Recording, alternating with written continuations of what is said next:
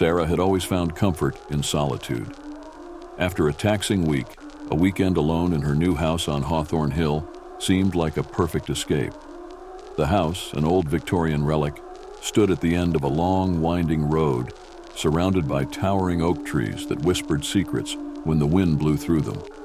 She had moved in only a month ago, drawn by the house's charm and the promise of peace. It had been a good deal, almost too good, considering its size and history. Locals whispered about the house, but Sara dismissed their tales as nothing more than superstitions. Unpacking her last box, she set up her laptop in the cozy study. The room, with its floor-to-ceiling bookshelves and a large bay window, had quickly become her favorite spot. The setting sun cast long shadows across the room, painting everything in a warm orange glow. As the sky darkened, she decided to make some tea and settle in for a quiet evening. The kettle whistled, a sound that seemed unusually loud in the otherwise silent house. Sara poured her tea and returned to the study. She had just settled into her chair when she heard it, a faint creak from upstairs. She paused, holding her breath, listening intently. Another creak, followed by a soft, almost imperceptible thud. Old houses make noise, she reminded herself, though her heart raced. She forced a smile and shook her head, returning to her book. But the unsettling feeling lingered, an invisible weight pressing down on her. The night grew deeper, and with it, the sense of unease. Sara found herself glancing over her shoulder repeatedly, her eyes catching shadows moving just out of sight. She chastised herself for letting her imagination run wild. Still, she decided to check the doors and windows, ensuring they were securely locked. As she walked through the dimly lit hallways, she noticed the air growing colder. She pulled her cardigan tighter around her, shivering. Reaching the front door, she found it bolted shut, just as she had left it. Sighing in relief, she turned to head back to the study, only to stop abruptly. In the large hallway mirror, she saw a figure standing behind her, a tall, dark shape, its features obscured by the shadows. Her breath caught in her throat. She spun around, but the hallway was empty. Trembling, she backed away, nearly tripping over her own feet. "You're just tired," she whispered to herself, but her voice lacked conviction. She hurried back to the study, closing the door firmly behind her. Sleep came fitfully that night. Sara lay in bed, the silence of the house broken only by the occasional groan of the wooden structure settling. Each creak and moan felt amplified, echoing through the empty rooms. Sometime past midnight, she woke to a strange sound, whispering. It was faint, like a breeze rustling through leaves, but unmistakably human. She sat up, straining to hear, her heart pounding. The whispers grew louder, more insistent, as if calling to her. "Who's there?" she called, her voice shaking.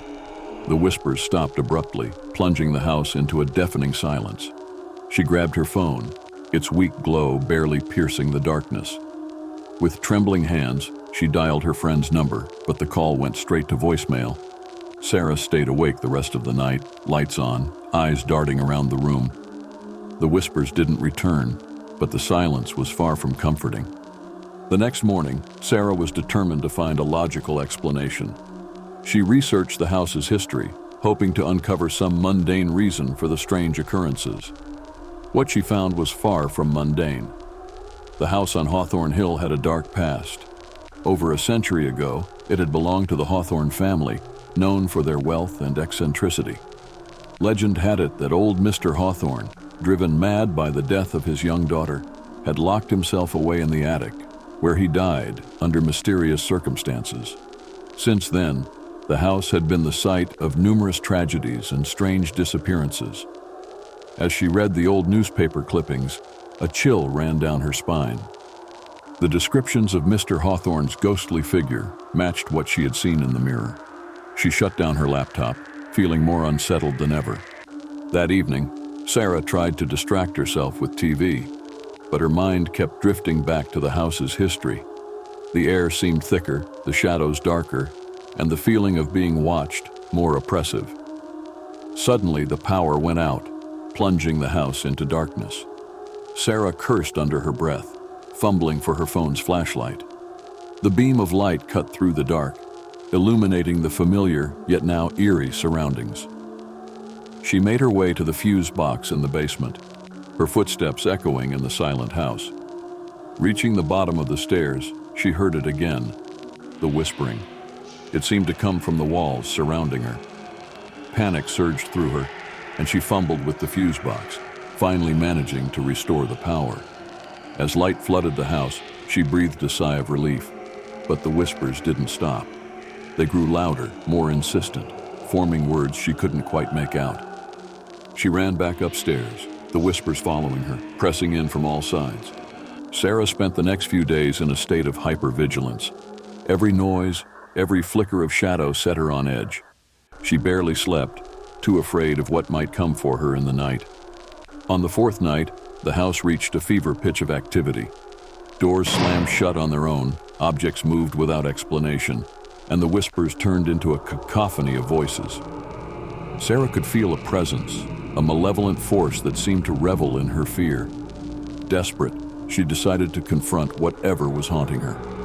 Armed with a flashlight and a makeshift crucifix, she climbed to the attic, the place where old Mr. Hawthorne had died. The attic was colder than the rest of the house, and the air was thick with a sense of dread.